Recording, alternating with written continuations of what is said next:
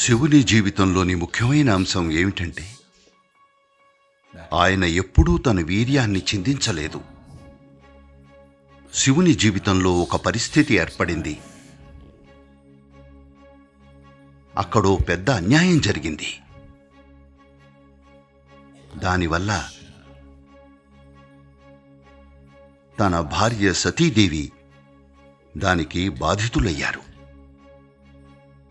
ఇంకా ఆమె ఆత్మాహుతి చేసుకున్నారు. ఇది విన్నప్పుడు ఆయన స్పందించాలనుకున్నారు.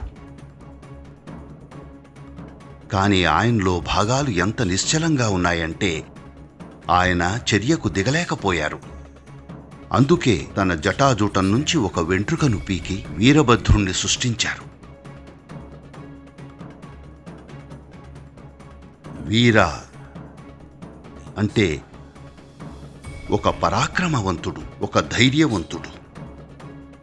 వీర అనే పదం ప్రాథమికంగా వీర్య అనే పదం నుంచి వచ్చింది. వీర్య అంటే స్పెర్మ్, ఆ విత్తనం.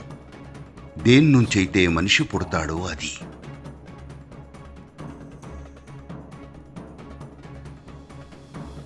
ఈ రెండు అంశాలు చాలా ప్రత్యక్షంగా ముడిపడి ఉన్నాయి.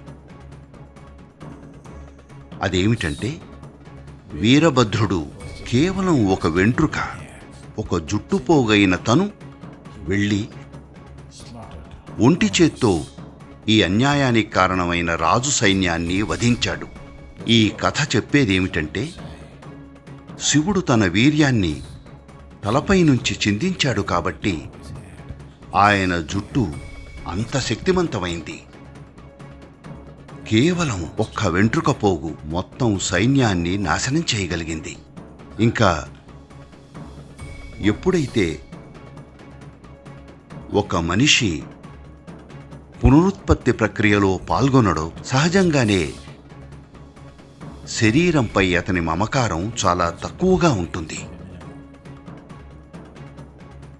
ఎప్పుడైతే శరీరంపై మమకారం తక్కువగా ఉంటుందో అతనిలో భయం అనే భావన ఉండదు. ఎప్పుడైతే భయం ఉండదో అతను సహజంగానే వీరుడు.